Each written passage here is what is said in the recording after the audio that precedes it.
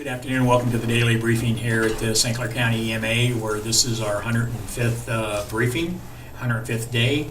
I'm joined here as usual with our good friend Sam Bierman from the St. Clair County Health Department. And Sam, even though this is 105 days of numbers, and when we talk about the numbers, they're where they need to be for us to move into our big day today. They are, and we could not be happier about that. And that is in big part, with everyone that has been in St. Clair County that went out and got tested recently. We've said we need to test as many people as we can so we can identify if there are any hotspots within St. Clair County, and we've been very successful. So thank you to everyone that has gone out and got tested, and we will continue to have mobile testing, and we will be announcing that on EMA's page as well as the health department page. As of today, 15,488 St. Clair County residents have been tested, with 1,921 positive test results, which is an increase of 25 from yesterday, and that does include both males and females from their 20s up to their 80s. We are at 13,447 negative test results, with 120 results that are still pending, and happy to announce again that we are adding no additional deaths today, so we are the same as yesterday at 136. For those who have completed the required IDPH 14-day quarantine, we are at 1,474. For state totals, 1,490,952 have been tested, with 140,291 positive test results, which is an increase of 857 from yesterday. We are at 6,847 deaths for the state, which is an increase of 39 from yesterday. For our hospitalization numbers, and these are for hospitals in St. Clair County, currently 17 people are admitted due to COVID-related reasons, and 2 of those patients are currently on ventilators. For congregate living facilities that are in outbreak status, and that is 2 or more staff or residents that are either COVID positive or who have COVID-like symptoms, Atrium of Belleville has 2 cases and no deaths. Brea of Belleville has 51 cases and 6 deaths. Brea of Cahokia has 25 cases and 2 deaths. Caritas Family Solutions in Belleville has 12 cases and no deaths. Caseyville Nursing and Rehab has 4 cases and no deaths. Cedarhurst of Shiloh has 13 cases and no deaths. Cedar Ridge of Lebanon has 71 cases and 10 deaths. Cedars of Lebanon has 2 cases and no deaths. Colonnade Senior Living in O'Fallon has 5 cases and no deaths. Esquilin Dammert Center at the Shrine currently has 2 cases and no deaths. Four Fountains in Belleville has 104 cases and 27 deaths. Help at Home Belleville has 2 cases and no deaths. Help at Home in O'Fallon has 5 cases and no deaths. Knollwood Retirement Center in Caseyville has 8 cases and 1 death. Lebanon Care Center in Lebanon has 56 cases and 10 deaths. Memorial Care Center in Belleville has 44 cases and 5 deaths. Mercy Rehab and Care Center in Swansea has 2 cases and no deaths. New Athens Home for the Aged has 57 cases and 7 deaths. St. Paul's Home in Belleville has 50 cases and 14 deaths. Swansea Rehab and Care Center has 29 cases and 6 deaths.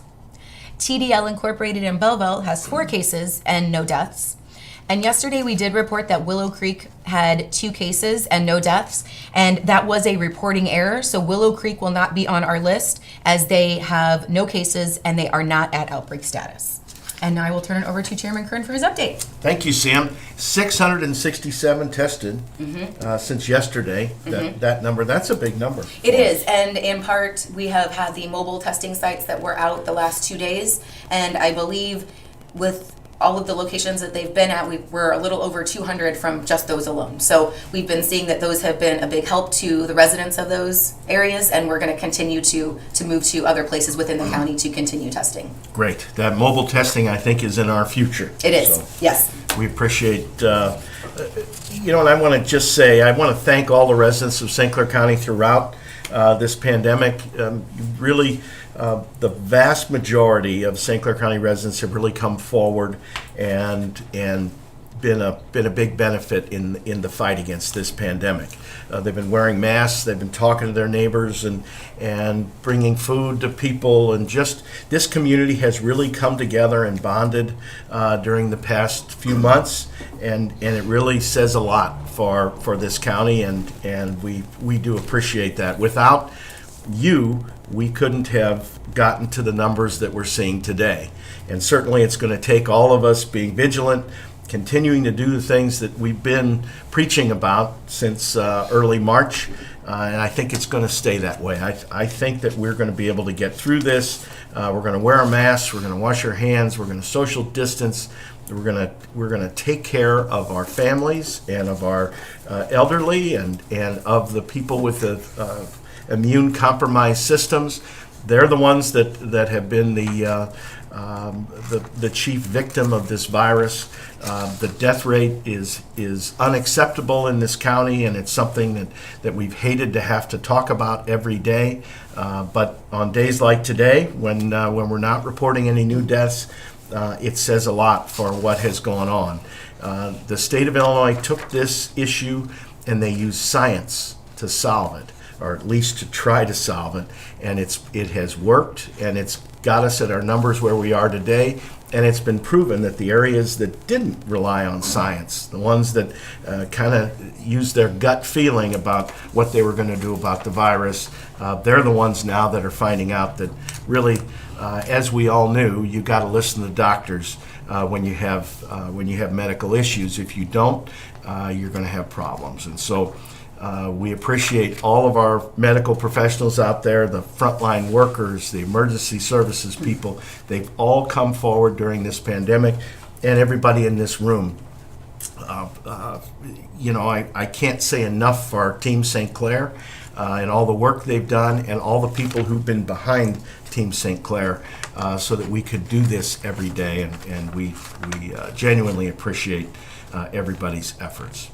So we'll move into the zip code report today. Remember, if you don't hear your zip code, doesn't mean you don't have a COVID positive diagnosis in your zip code. What it means is that number hasn't risen to the level above 5 yet. In 62059, we remain at 7. 62201 goes up by 6 today to 87. 62203 goes up by 1 to 63.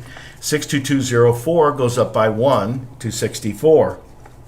In 62205, we go down by 1 today to 73. 62206 goes up by 1 to 158.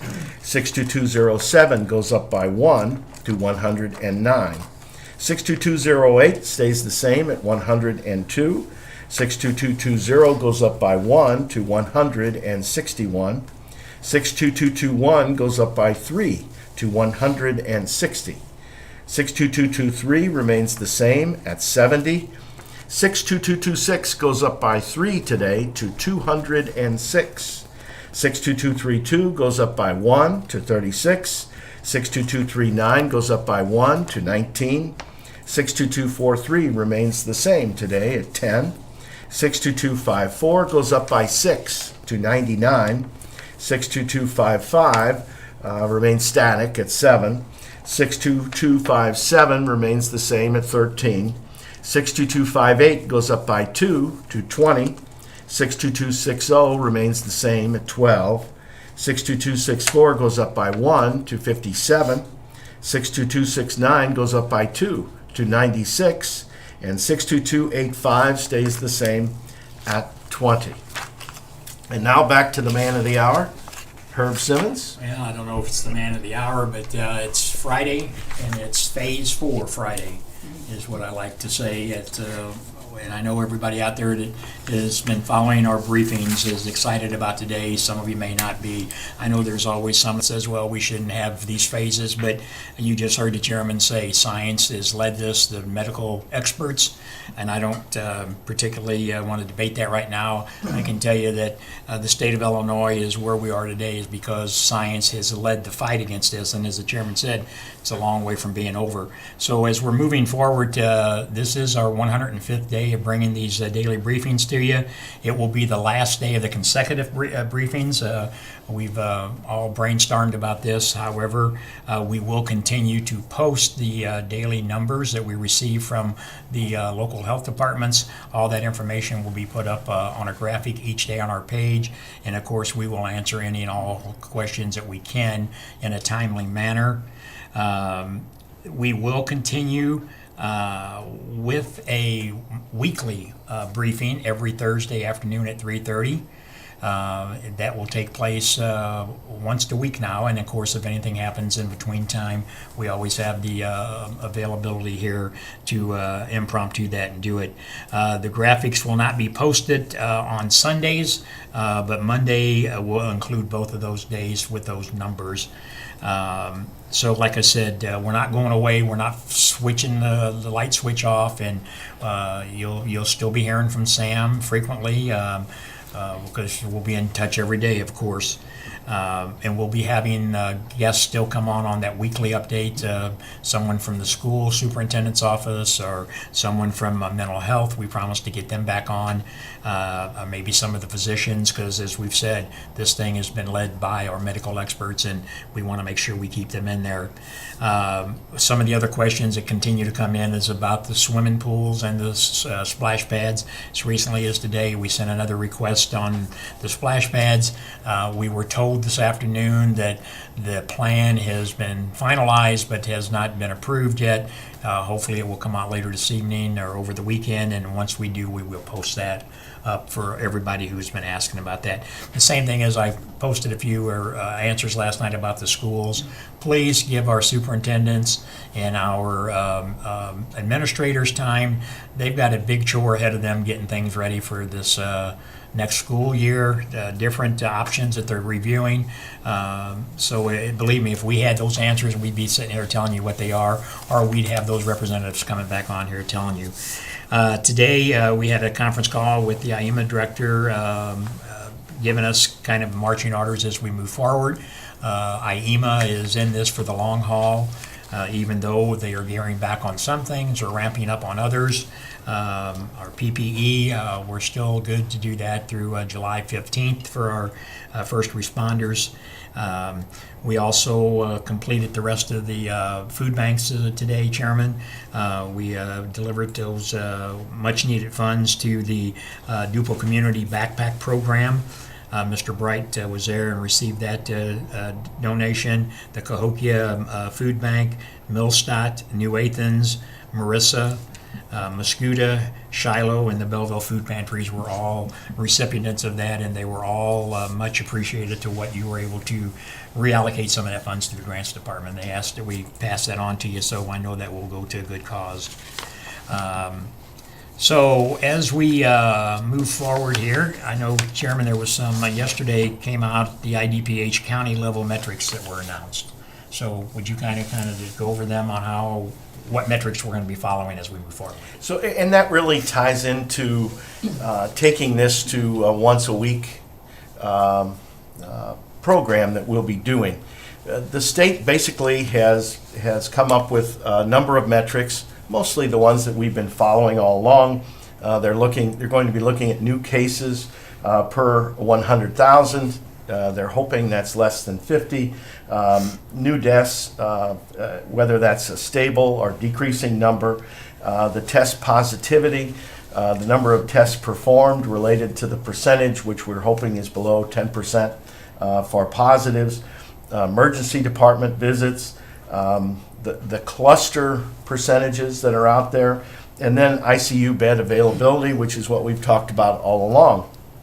And basically what IDPH will do, they'll take a look at all those metrics, and then they'll decide if you are safe or relatively safe, you'll be in a blue status.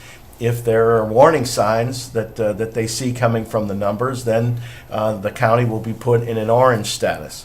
I would think that as long as we're in blue status, and we remain in blue status right now, that we'll have weekly briefings. Should we move into an orange status level, which means that our numbers are not as good as they should be, then I think we come back to our weekly briefings and talk to people and try to get those numbers back to an area where we're blue again. They look at numbers from Sunday to Saturday, so it'll be a weekly guide that will be given. Normally, you get your rating, or at least so far, and we've only really had a week to find out, your rating comes in on Thursday. So it makes sense that then this briefing will happen on a Thursday. We'll get our fresh look at how IDPH views the county to see if we're still blue, which we hope we will be, and that we don't move into that orange level. So we're going to continue to meet those metrics. We're going to continue with our mobile testing. Today, I think we were 25 new cases out of 667. Shows that that's much less than a 5% number. We keep those numbers working like that. If you wear your mask and you do all those things, I think we'll remain blue in St. Clair County. Well, and I think blue's a good thing. Yeah, you've said that, and we've said all along, the key to this thing is the mask, and there's big debates out there, but as we talked prior to coming on today, we are seeing more and more, not only in the state of Illinois, but other states that are coming to the realization that, yeah, is the mask the 100% thing? No, but it sure is helping. We've proven that here in St. Clair County by being in blue. Both parties wear the mask. Yes. That's the key.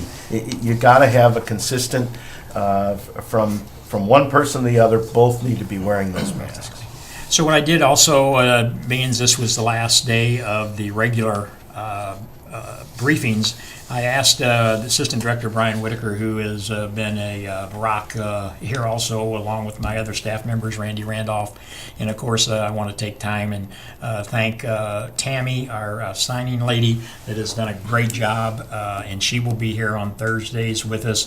And of course, Cindy and Daisy, who translate this into our Spanish communities every day. Everybody, as you said, it's been Team St. Clair, and then all of you viewers who joined in and spread the word are part of that Team St. Clair. But I asked Brian to come on today and read a little bit of a summary that I had put together. Before I do that, but one of the other, I think, indications that people are really in St. Clair County is taking this serious is our good friends at Chick-fil-A. I know they follow us on here every day. They put out a release this morning where their dining area is going to remain closed. And I mean, of course, you go by there and the drive-through is always busy anyway, but we want to appreciate them, and they sent us a picture with their staff with their mask on, and hopefully all of our businesses are going to be getting opened up and they follow the social distancing, and that way there we can get back to that some sense of normality. But I wanted Brian to come on today. I put some stats together he helped me with, and I wanted him to read over that, kind of what a little brief synopsis of what we've done over the last 105 days. Okay, thank you for having me, sir.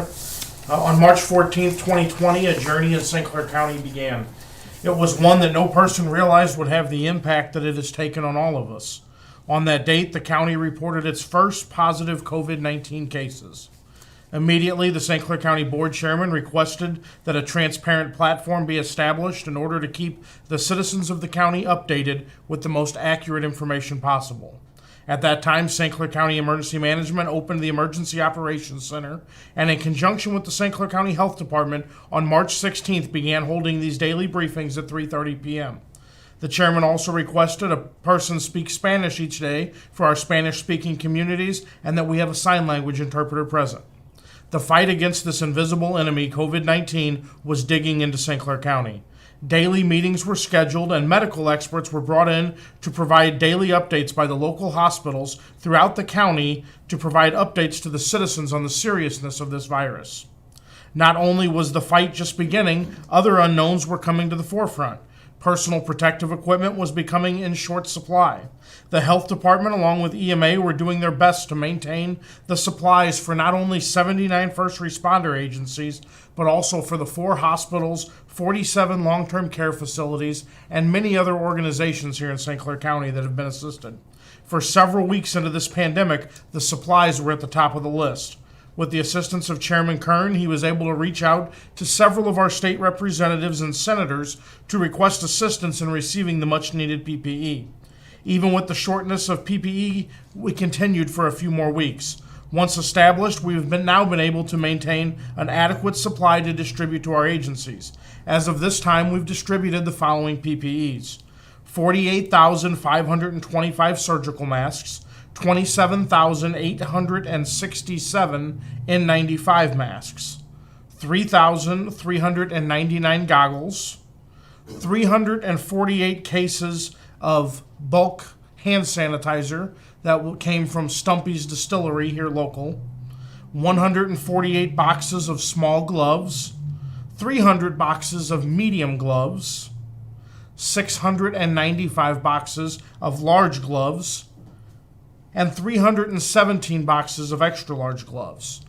We've provided 28,008 isolation gowns, 424 gallons of bleach, 69 buckets of 5-gallon disinfectant, 211 no-touch thermometers, 19,594 individual use hand sanitizer packets, 11,230 8-ounce bottles of hand sanitizer, 6,603 face shields, 513 boxes of 55-gallon trash bags, and 217 boxes of 30-gallon trash bags. The chairman also requested that weekly conference calls be established with the community mayors, police chiefs, fire chiefs, and EMS directors. The purpose was to make sure that county leaders and first responders were informed and everyone was kept abreast of the most up-to-date information. These conference calls began on March 19th, and there have been 17 of those calls occurring at least weekly since that time frame. Additionally, the EMA and Health Department have participated in hundreds of other conference calls to gather information, share observations, and discuss strategies that were useful in the battling of the COVID-19 pandemic. The process was also established by the chairman that any and all information received from the Illinois Department of Public Health, the CDC, or other reliable sources concerning the COVID-19 pandemic be sent to the mayors, the chiefs, and to date we have done over 4,000 of those communications transmitted to the various organizations here in the county. Additionally, it was determined that we would use the St. Clair County EMA Facebook platform, in which more than 700 posts have been made to keep information related to COVID-19 recovery and planning passed on to our followers and the citizens here in St. Clair County. As each day passed and the virus continued to affect more of the citizens, we knew we were in for a longer time fighting against it. Each day, even without first having the adequate test kits that were needed, the numbers were continuing to increase. Once mobile test sites were established, those numbers continued to rise, with the total numbers of deaths becoming a concern. For the last 105 days, thanks to the leadership of Chairman Kern and all the other community leaders here in St. Clair County, our healthcare providers, our first responders, and each of you that became members of Team St. Clair, we are now moving into Phase 4 of the Governor's Task Force Restore Illinois Plan. This has been a battle that is far from being over. We must stay focused. We must understand that this terrible, deadly virus is still among us. It doesn't know your political agenda. It doesn't know your religious beliefs. It doesn't know or care about your age or where you live. Only working together can we all help stop this. Remember to wear a face covering, wash those hands, and practice social distancing. As we move into Phase 4, we want to remind you that your EMA department, along with the Health Department and Chairman Kern, will still be monitoring this daily. If anything develops that needs to be shared immediately, rest assured we will get it out to Team St. Clair. Together we have stood against this pandemic, and we will wait until it is gone. Sincerely, Executive Director Herb Simmons. Thank you, Brian. I appreciate that. I appreciate those facts, and I just wanted to put that out there to our followers to show what it's taken to fight this pandemic. And as Chairman said, and we've said it all along, it's not over with. The light is still on, and it's going to take each and every one of you. And Chairman, I again want to personally just thank you for your leadership, because getting us together is where we are today. You're really humble, Herb. You've been here every day and working hard. Not every day. And all of the members of Team St. Clair, it's just everyone that we asked for help came forward. There were private members of the community that came with masks and hand sanitizer and all those things. Our state representatives, our state senators, the governor's office, they were always there picking up the phone. Even when offices were closed, the public offices, people were working. I mean, they were there. The buildings might have had the doors locked, but they were full of people who were still making sure this effort happened. Still doing it. And I think the people who I think really deserve the credit are the followers of these briefings, because when we would answer those questions and those comments, and as we've said all along, people were aggravated, people were concerned, they were mad. It was nothing personal. It was just that we were giving you the adequate and correct information that we had, but you sharing that amongst your family and friends, I think, is what's helped keep our numbers below the metrics that we need to be. So, you all deserve a attaboy for that, and we hope you continue to follow us each and every Thursday here. If something happens in between, as we said, we can come in here 24/7 if we have to, and we will get the word out to you. And but then we will continue to post those numbers every day until the time comes where there will be just big goose eggs. Right? I look forward to goose I'm looking eggs. forward. Thank you. Have a good, safe weekend. And again, thanks to everybody on Team St. Clair.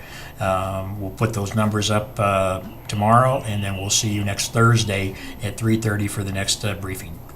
Thank you.